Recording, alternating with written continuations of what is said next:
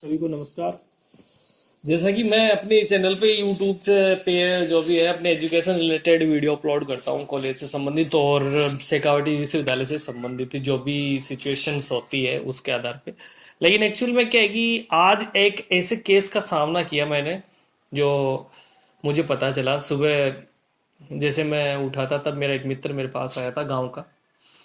तो वो online cyber ठगी का शिकार हो गया था। कल कल उसके अकाउंट से किसी ने 3,80,000 रुपये ट्रांसफ़र कर लिए। ये सुनते ही मेरी तो आंखें खुली की खुली रह गई और ये सोचने पे मजबूर हो गया मैं कि ऐसा कैसे हो सकता है।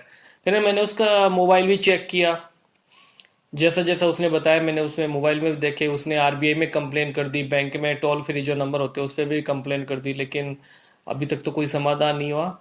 तो ये ऑनलाइन फ्रॉड करने वाले हैं, तो स्टूडेंट आप ध्यान देना, आपके साथ भी ऐसा हो सकता है। तो आप स्पेशल ध्यान देना इस चीज़ का कि किसी से अपनी ओटीपी शेयर ना करें, किसी चीज से। मतलब आप जिस नहीं जानते हैं, पहले तो पॉइंट ये नोट रखना, जिंदगी में लाइफ में आज तक का नियम है।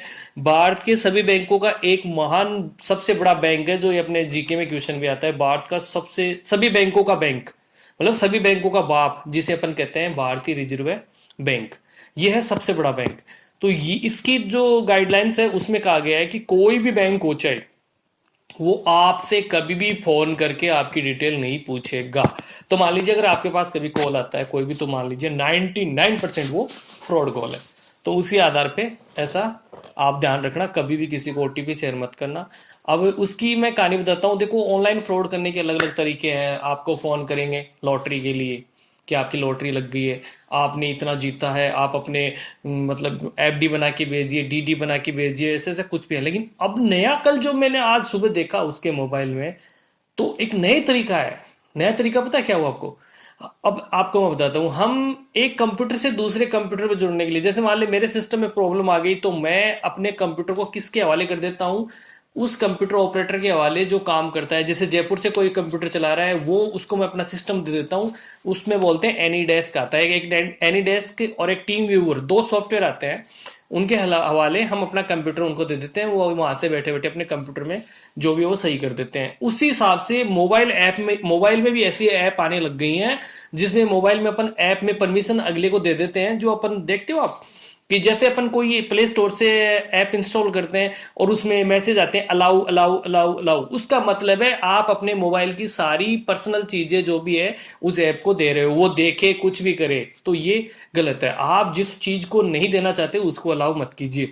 तो उस बंदे के साथ क्या हुआ, जिसके 3,80,000 रुपए उड़े हैं खाते से, उसके साथ क्या हुआ है कि उस जिस उड़ाने वाले ने, उसको ये पता था कि इसको हाल ही में ही एक तो लोन पास हुआ है। उसको पता था उसको लोन पास हुआ, तो उसके लोन से अकाउंट में पैसे आए थे 3.5 लाख के समथिंग, और बाकी के उसके थे।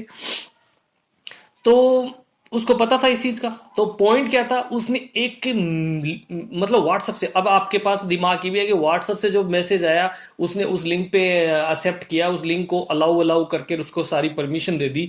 लेकिन व्हाट्सएप के मैसेज जिस नंबर से उस पर बात करते हैं वो एक इंटरनेट मैसेज था, और आज उस मोबाइल को नंबर को लगा के देखते हैं तो वो आ रहा है बिहार का। तो ऐसे नामुमकिन नहीं है, क्योंकि आरबीआई ने भी कहा है कि ऐसे पकड़ नहीं सकते अपन, लेकिन 48,000 में आपको बैंक में सूचना देनी होती है।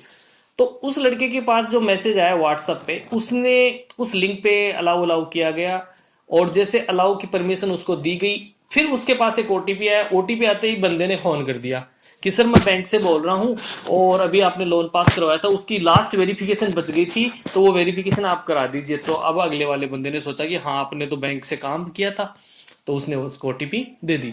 ओटीपी देने के बाद बंदे ने फोन रख दिया। अब अपने को नहीं पता है कि उस लिंक के बाद उस बंदे ने क्या किया।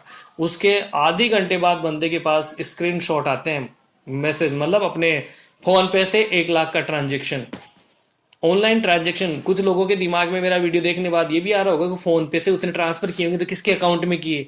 नहीं, नेटवर्किंग के द्वारा ट्रांसफर किए, किसी के बाप को नहीं पता किसके खाते में गए। ऑनलाइन सारे सब कुछ सिस्टम में।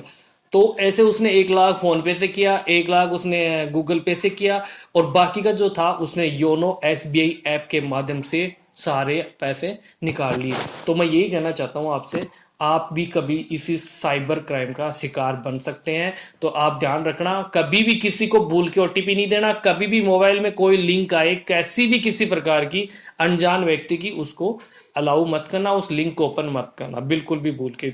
अपने पास वैसे भी 4-5 हज़ार रुपये खाते में रहते हैं, वो भी चले जाएंगे। तो अपन जयराम जी की हो जाएगी। तो आज मेरा मकसद यही था इस वीडियो का बनाना, क्योंकि मैं सुबह से भी ऐसे टेंशन में था यार कितनी मेहनत से उस आदमी ने पैसे कमाए होंगे, 3 लाख 80 हज़ार, वो चुटकियों में उड़ा के ले गया। उसके घर दिवाली मन रही है, इसके घर ही है। वो सुबह से थोड़ा माहौल ऐसा खराब सा चल रहा है आज, है ना। तो आप जरूर ध्यान रखें, अपने दोस्त हैं जो भी हैं उन सबको बनाना, क्योंकि ये सोशल मीडिया वाला जो काम चल रहा है ना, ये सबसे खराब है। अपन प्ले स्टोर पे जाते हैं, एक ऐप इंस्टॉल करवाते हैं, उससे जुड़ते हैं, ये सबसे खराब काम है। आप बेवजह किसी भी ऐप को डाउनलोड मत कीजिए। आप नहीं जानते तो किसी आदमी से, और अगर आपसे ओटीपी पूछता है तो ओटीपी मत बताइए। और दूसरी बात, किसी से भी अपना डाटा शेयर मत कीजिए। 1% कुछ भी मत बताइए, फोन पे तो बिल्कुल भी नहीं। पर्सनल सामने बैठे हो, कोई काम ऑनलाइन करा रहे तो वहां जरूर आप कुछ कर सकते हो, बाकी कहीं भी मत करवाइए। और जितना भी ध्यान रखा जाए उतना है। और ये जो आप प्ले स्टोर पे से ऐप डाउनलोड्स वगैरह करते हो ना, तो इनमें की बेवजह की परमिशन उसे मत दीजिए। आप फोटोज की परमिशन दे देते हैं, अपन वीडियोज की परमिशन दे देते हैं, अपने कॉन्टेक्ट्स की परमिशन दे देते हैं। फिर वो उनके पास, अब कुछ मतलब लोगों के पास फोन आते हैं ना बैंक के, कि आप लोन ले लो, वो ले लो। वो आप सोचते हो ना कि आपकी उनके नंबर आपके पास कैसे गए। आप किसी ना किसी ऐप को उनकी परमिशन दे देते हो कॉन्टैक्ट की, और वो जो कॉल सेंटर होते हैं ना, वहां से उन डाटा को ले लेते हैं। और फिर अपन सोचने लग जाते हैं यार, मैंने तो नई सिम ली थी और ये आज साला मुंबई से कॉल कैसे आ गया यार, इसको मेरा नाम उम कैसे पता। तो यही होता है, तो ना आप बेहतर ध्यान रखिए।